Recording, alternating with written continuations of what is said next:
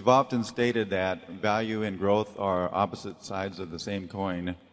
Would you care to elaborate on that? And do you prefer a growth company that is selling cheap or a value company with moderate or better growth prospects? Well, actually, I think you may be misquoting me, but I really said that growth and value, they're indistinguishable. They're part of the same equation, or really growth is part of the value equation. So our position is that there is no such thing as growth stocks or value stocks, the way Wall Street generally portrays them as being contrasting asset classes.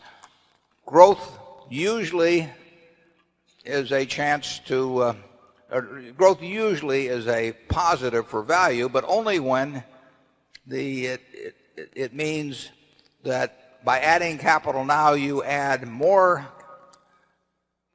cash availability later on at a rate that's considerably higher than the current rate of interest. So there is no, we calculate into any business we buy what we expect to have happen in terms of the cash that's going to come out of it or the cash that's going to go into it.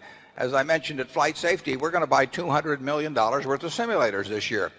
Our depreciation will probably be in the area of $70 million or thereabouts. So we're putting $130 million above depreciation into that business. Now that can be good or bad. I mean, it's growth. There's no question about it. We'll have a lot more simulators at the end of the year. But whether that's good or bad depends on what we earn on that incremental $130 million over time. So if you tell me that you own a business that's going to grow to the sky, and isn't that wonderful, I don't know whether it's wonderful or not until I know what the economics are of that growth, how much you have to put in today and how much you will reap from putting that in today later on. And the classic case, again, is the airline business. The airline business has been a growth business ever since, that Orville took off. But the growth has been the worst thing that happened to it. It's been great for the American public.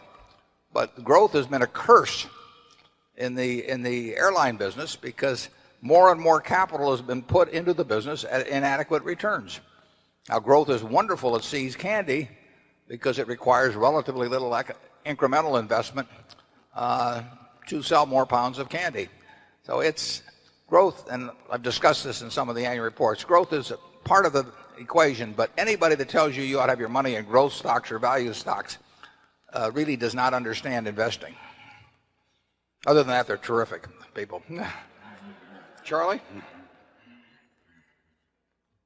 Well, I think it's fair to say that Berkshire, with a very limited headquarters staff, and that staff pretty old,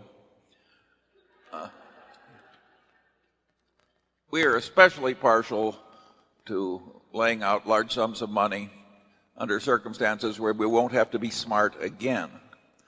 In other words, if we buy good businesses run by good people at reasonable prices, there's a good chance that you people will prosper us for many decades without more intelligence at headquarters. And you can say, in a sense, that's growth stock investing. Yeah, if you'd asked Wall Street to classify Berkshire since 1965, year by year, is this a growth business or a value business, a growth stock or value stock, who knows what they would have said. But, the real point is that we're trying to put out capital now to get more capital, or money, we're trying to put out cash now to get more cash back later on. And if you do that, the business grows, obviously, and you can call that value or you can call it growth, but they're not two different categories. And I just cringe when I hear people talk about now it's time to move from growth stocks to value stocks or something like that, because it just doesn't make any sense.